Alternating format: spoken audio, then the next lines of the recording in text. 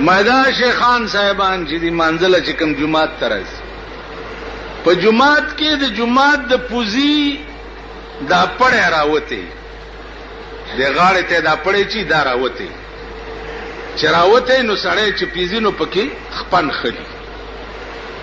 نو هر سړی چې پیتیریږي نو خپت داسي واړی بل چې پرازي هغه ته خپدا سي واړی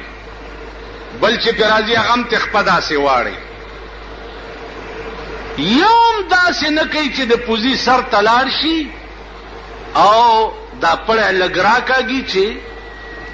څوک پکې پری نوزي داسې یوم نه کتا سو کوي واشه هر سړی د خپلې نه خپاړو جمعات کی بجلی خراب شي بجلی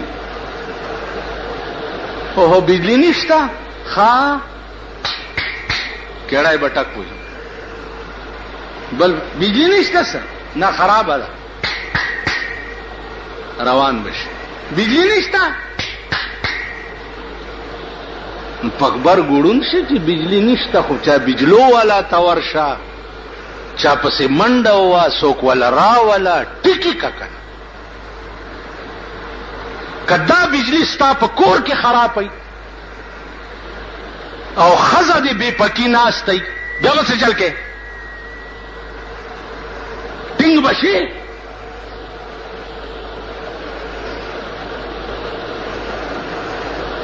منډه به جوړه کاله مون کور کې بجلی خراب ده بجلو والا پسې بمړ زامن بده په منډه کړی په خپل بم منډه وهي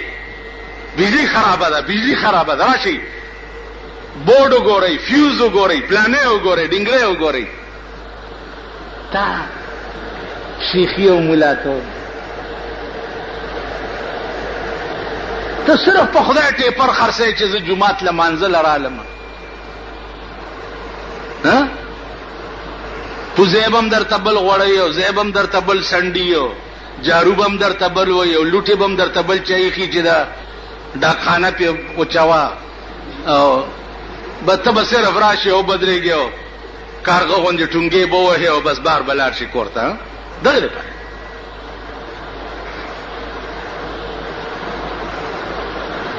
دته سوچو د جمعات هر خدمت اول په منځ گزار وایت کیږي اول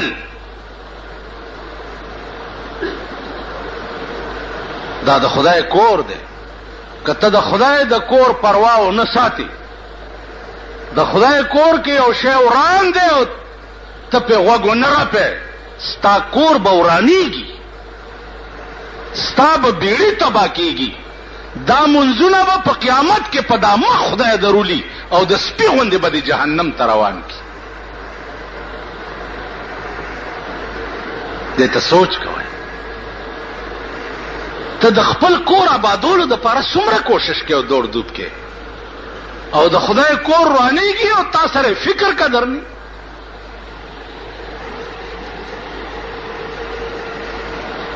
دا سوچ دی دا لکه دا بلب مړ دی او جی دا سوی دی ها بل نه دی چا راوړی ته پسه توپه لګېدلې ته راوړه کړ نو عزیزانو عرض مې دا و چې په پاکستان دا ورځې خو مه ګورئ چې د پاکستان حکومت به داسې راشي چې هغه به د جماعتونو د اقبال کی هغه د عرب ملکونه دي د عرب ملکونو د جماعت نه څوک خبر نه داغي د وزارت اوقاف چې ده داغي بل کار نه سیوا د جماعت عرب ملکونو کې وګوره تمام جماعتونه ایر کنډیشن تمام ملکونه فرنش جماعتونه فرنش امام په محراب کې دروازه ده دروازه شاته بنگله ده په دې دروازه راونی سي منځو کې بیا کورتزي د جماعت سپیشل خادمان دي بجلی ټول نظام دا د حکومت پکار په پاکستان کې د اوقاف محکمه چې ده هغه پیسې په پیپل ورکس باندې لګې دي داغه پیسې چې دی هغه سیاسی رشوت په تور باندې مليانو ته استعمالي دي. داغه پیسې د اوقاف منشترو والی په حج د حجیانو نه خلک پښتنه وکړي چې د مرکزی وزیر په حج کې څه کړی دي د حجیانو سره. دین خلک قرآن ولا ورکړي چې درنه اغستی څو او د لزه کم در کړو. اوس بیا د ملک د تقدیر فیصله شروع کیږي. دا قوم به وګورئ بیا تاسو، دا قوم به وګورئ ار یو بزان له یو پلندر خوخ کړي او ور سره به ډولای کیږي. او دا به وګورئ د دې قوم بیا فیصله به د ملک متعلق وګورئ تاسو.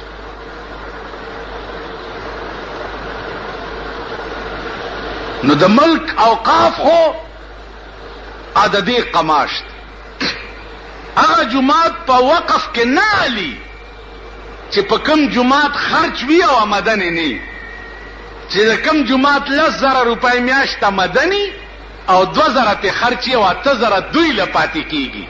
نو هغه جماعت په اوقاف کې والی، زیارتونه په اوقاف کې والی چې شکرانه دوی علي. ما اوقاف ولاته د ازما جماعت والی کنه تاسو اوقاف کې راش ویجی سو ور سره شتمل زېما ور سره کنه زور سره هم کنه. دا ستاد ملک اوقاف. ورشه د نورو ملکونو اوقاف وګورئ، ورشه د امریکای اوقاف وګورئ د جماعتونو د ګلجو متعلق،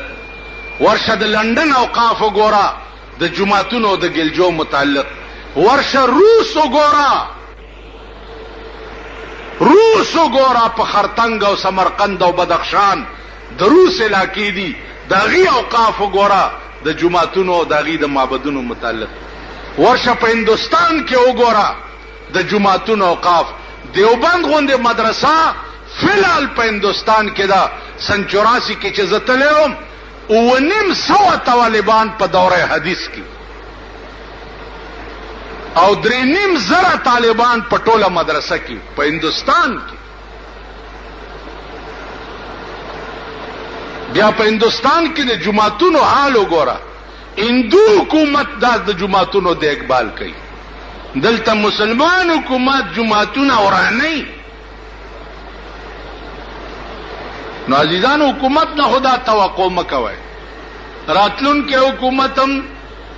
عمده خلق به بیا راځي چې دا کم تلی دي،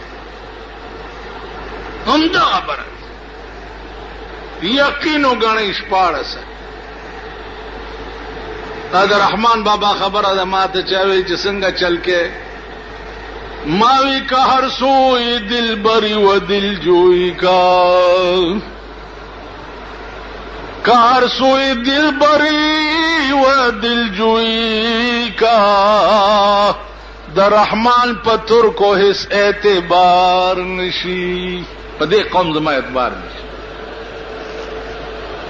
پدې قوم زما اعتماد نشي. ما ته دا خبره مکوه،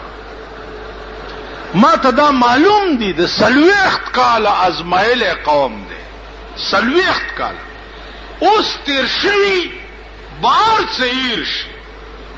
د قوم چغه والے اوړه ګران باټینګن ګران. اوس پیاز بیا نشتا، پیاز نشتا. او دوی وایي چې هندستان نه پیاز امپورټ کوي. ما یو ځلې په جلسه کې ویلیو مال هندستان نه چې پیاز راوړی دا هغه پټو پیاز براوړی چې کوم پټو کې هندوانو غل کړي. پیاز خو پټو کې کیږي کنه. نو تاسو مسلم لیگ کو به وی چې انما المشرکون نجسون، مشرکان نجس دي. نو خپل ملک لبه دا هغه ملک پیاز راوړی چې کوم ملک هندو غل او متیازي کړي. نو داغه په غولو چې د کوم پیازو پرورش او په متیازو شوه دی هغه پیاز به مونږ لراوړي. نو اخبار والا په کې ولیکل دي او د اوسګار خېل زامن خو به دغه تناستی چې بجلیګر مولا نے فتوا دے دیا ہے کہ انڈیا کا پیاز حرام ہے. خیال دی راغی پیاز ورک شوس کله پیاز ورک شي کله باټینګن ورک شي دا د خدای قهر او عذابونه دي چې پرنګ رنگ شکل کې در باندې نازل دي عذابونه دي پوهیږئ نه پزان